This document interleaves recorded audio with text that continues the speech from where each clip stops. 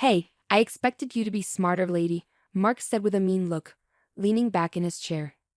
You're married to Nick, but you're not very good at stuff. Nick had a rough marriage with you, Mark laughed. Now give me the checkbook. If you don't, we're splitting up. Fine, but you'll be sorry, I replied. Mark didn't seem to get what I meant. He just grinned and said, No, I won't. Mark seems to have gotten it all wrong. I've got a plan to keep him from getting his hands on Nick's money. I'm Karen, 35 years old. My life was happy until 3 years ago when my husband, Nick, died in a car crash. Since then, I've been heartbroken and struggling to move on. Mark, who was Nick's best friend, has been a huge support. He took me out, suggested movies, and did everything to help me feel better. Thanks to him, I started to heal. Now, 3 years later, I'm thankful for Mark's kindness. But then Mark surprised me one day by proposing. Karen, will you marry me? He asked. I know it's complicated because of Nick, but don't you think it's time to focus on your own happiness? It's been 3 years since Nick's passing, and I feel like I've finally started to heal, thanks largely to Mark's support. I hadn't seriously thought about moving on until now, maybe because of the guilt I felt towards Nick. But when Mark proposed, something clicked. Could being with Mark bring happiness to both of us, and even to Nick? I'll make you happy, for both of us, including Nick, Mark promised, looking me in the eye. I chose to believe him. Okay, I trust you. Thank you. And so, I agreed to marry Mark. At first, married life with Mark was great. Following his wishes, I became a homemaker and focused on taking care of the household. Mark would always message me after work, eager to know what's for dinner and rush home. Even though it was my second marriage, our early days together were filled with happiness. Mark often pitched in with chores on his days off, and there were no complaints. I hoped this blissful life would continue. Things took a turn for the worse after about 6 months. It was around 11 p.m. when Mark finally got home. You're late again. I've asked you to let me know when you'll be late, I reminded him. Got invited out suddenly, he brushed it off. What could I do? You could have just gone to bed, and texting would have been enough. I need to get dinner ready, it's not that big of a deal. Stop nagging as soon as I walk in, he snapped, heading straight to the bathroom. He's been coming home late a lot lately, not just today. And there's no communication from him, not even a call or text. He says he's at a work event, but I wonder if he really needs to go, especially on his days off. He doesn't help with chores anymore. You should at least pitch in on your days off, I tell him. He doesn't bother to respond, saying, Why should I work on my days off? That's your job. Figure it out yourself. But the biggest worry is our finances. Mark gives me what's left of his salary after his own expenses, but lately, that amount keeps getting smaller. This month, it was significantly less. When I asked about it, Mark casually said, Oh, I gave some to my mom, that's why. How much did you give her? Around $1,000? I questioned, feeling frustrated. $1,000?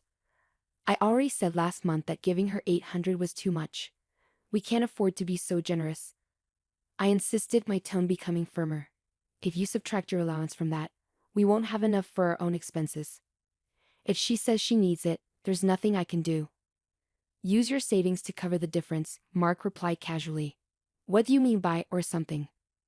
Why don't you find a part-time job or something? You're always just lounging around at home. You should do some work, I fired back. I became a full-time homemaker at Mark's request. His harsh words shocked me.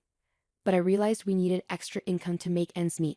Reluctantly, I started looking for a job. Luckily, I found a part-time job with short hours, so it didn't interfere much with my routine. One day, I came home late from work to find the front door unlocked. Peering inside, I saw Mark was already home. Mark, you're back already? I exclaimed, surprised to find him at home. He spun around with a start, hastily concealing something behind his back. Hey, what were you just hiding? I asked, suspicion creeping in. Nothing, just forget about it. Mark quickly dismissed, but I wasn't convinced. You were hiding something. I persisted, snatching something from Mark's hand and realizing it was my bank book. What were you doing with this? I demanded, feeling a surge of anger. Just checking something. Give it back, Mark said, trying to take it from me. You've saved up quite a bit, huh? I had no idea, he remarked, flipping through the pages. You always say we're short on money, I argued, feeling betrayed. What's going on? All this money should go to my mom, Mark stated casually, interrupting me. Huh? That's not. I began, shocked by his bold request. It's only right to give such a large amount to my mom, he insisted, acting like it was the most reasonable thing ever. Why should I give your mom my money? I objected, feeling my anger rise. Since when is the wife's money the mother-in-law's money? Don't you know that? Give me the bank book now, he demanded, his tone getting more aggressive. No way. This money is mine, I declared, holding onto the bank book tightly. I fled from Mark, who was trying to snatch the bank book from me, and locked myself in the bedroom. While Mark banged on the door, demanding the bank book, I couldn't shake off the feeling of betrayal and anger. As I wrestled with what to do next, the only solution that seemed clear was to divorce Mark. I wondered, if Nick were here, what would he advise?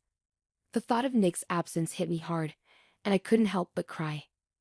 That money had to stay away from Mark, no matter what. I swiftly stashed the bank book in a locked suitcase and waited for Mark to come back. But he didn't return that day. Night fell, and I drifted off to sleep. When I woke the next morning, Mark still hadn't returned. With a clearer head than the night before, I knew I couldn't keep living like this. I refused to hand over the bank book to Mark. He had insulted not only me but also Nick. I couldn't forgive him. Gathering only the essentials, I waited for Mark's return. Finally, when he did show up, he seemed surprised to find me awake. Where have you been? I questioned, my voice steady but firm. I went to my parents' place. Just came back from the real estate agent, he answered casually. The real estate agent? With your $300,000? I asked, my suspicion growing. I bought a new house for my mom. It's a brand new single-family home, Mark declared proudly, expecting me to go along with it. Huh? Give me the bank book now. If not, we're getting a divorce, he demanded, his tone becoming stern. I get it. Oh. Are you talking about splitting up? That's okay with me, I said calmly, surprising Mark. Wait, what? Mark was shocked, not expecting me to be so okay with it. Did he think I'd just give him access to our money if he mentioned divorce? All right, but you'll be sorry, I warned. When I said that, Mark probably didn't understand what I really meant. He just smirked and said sure, whatever. Anyway, I went to the bedroom to grab the bags I'd packed. Mark was wrong if he thought he'd get half of our stuff. Around $15,000, but he was wrong. There was no way he'd get that much money from me. But just letting him off easy for insulting Nick wasn't enough. I came up with a better plan. It would teach Mark a lesson if he experienced what he put others through. I put my bank book back in the kitchen drawer, grabbed my bags, and said, I'll send you the divorce papers later. Don't mess with my stuff. I'll move it when I can. Mark seemed suspicious of my careful planning, but I left anyway. I booked a room in a nearby business hotel and decided to stay there for about a week. During my time at the hotel, I found a rental apartment that was good for living alone. After sorting out the rental agreement, I started moving right away. I came back to the house while Mark was out in the afternoon to move my stuff. When I checked the bank book I left in the drawer, money had been taken out, leaving $150,000 behind, just like I expected. Mark probably used half for himself and bought a new house for his mom, but he regretted it later. I got the divorce papers from City Hall, filled them out, and sent them to Mark. But even after a week, then 2 weeks, they hadn't reached City Hall. And I couldn't reach Mark on the phone. After nagging him for a while, Mark finally answered, sounding annoyed. Can you hurry up and send the divorce papers to City Hall? Divorce papers? Oh, I'll send them in next week, I said casually. And you took money from my bank account, didn't you? That's illegal without my permission, Mark accused. Idiot. It's not illegal to take money from a family member's account. Plus, half of it would be mine after the divorce, so it's fair. I'm hanging up now, I said firmly, and I ended the call. Later on, it seemed Mark had finally sent the divorce papers to City Hall. When I checked, Mark and I were officially divorced. A month later, I was at work. The place where I worked part-time was offering full-time positions, and I applied. They accepted me. I heard some noise near the entrance, so I went to see what was happening. To my surprise, Mark and his mom were arguing with the receptionist. I rushed over and asked, "What's going on?" When I spoke, they turned to me urgently. Karen, we've been searching for you. Please listen, Mark begged. Please, Karen, forgive us, his mom added, sounding shaky. As they began to argue loudly, I somehow managed to calm them down. I told my boss about the situation, and we decided to talk things out at a nearby cafe. What's going on? I asked, feeling uneasy about the surprise encounter. With worried expressions, they started to explain frantically about the money. I withdrew money from your account. It turns out it doesn't count as marital property. That money is.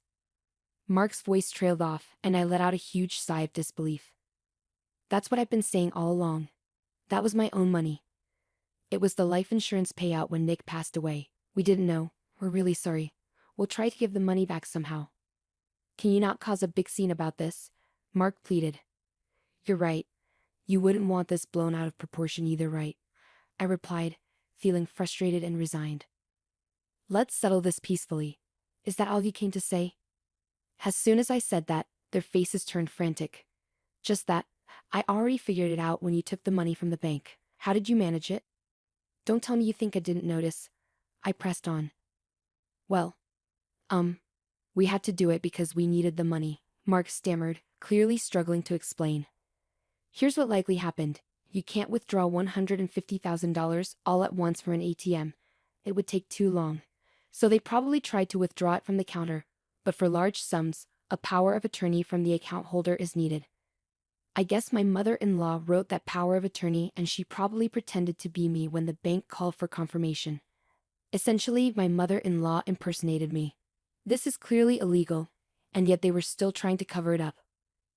There's no way I can forgive this, I said firmly, cutting off Mark's attempts to plead for forgiveness. Lawyers have been coming to the office, employees are staring, and my boss is asking questions. My job is on the line. If things get worse, I might have to quit, and I won't find another job easily. Please let's settle this without going to court, Mark begged, desperation clear in his voice. My husband told me we're getting a divorce. I was just dazzled by the idea of a new house. It was a rash decision. I did find solace in this man after Nick's death. Maybe I could forgive him if he was sincere, but he also insulted Nick. If not for that, things wouldn't have gone this far, I thought to myself, feeling torn. It's out of my hands now. Our next meeting will be in court, I declared, standing up to leave. Wait, Karen, please. Mark and his mother pleaded, kneeling in the cafe. But I ignored them and walked out. In the end, they were in the wrong, and they ended up facing a hefty lawsuit from me, leading to a significant debt for Mark and my former mother-in-law. The $150,000 withdrawn from my account was returned by my former father-in-law out of his own pocket. The new house they bought was sold off, but it only covered some of the cost. Mark, unfortunately, lost his job and struggled to find another one in this tough economy. He ended up working as a live-in security guard, surviving on cheap sandwiches and barely making ends meet while paying off his debt. My former father-in-law separated from my former mother-in-law, who now lives in a modest apartment and works part-time jobs to get by. On the other hand, I've been enjoying my life, working steadily at my job. Although I'm single again after the divorce, I see it as a fresh start. Recently, a kind and caring man has entered my life. I'm taking things slowly to avoid repeating past mistakes, but I can't help but feel hopeful about this new relationship.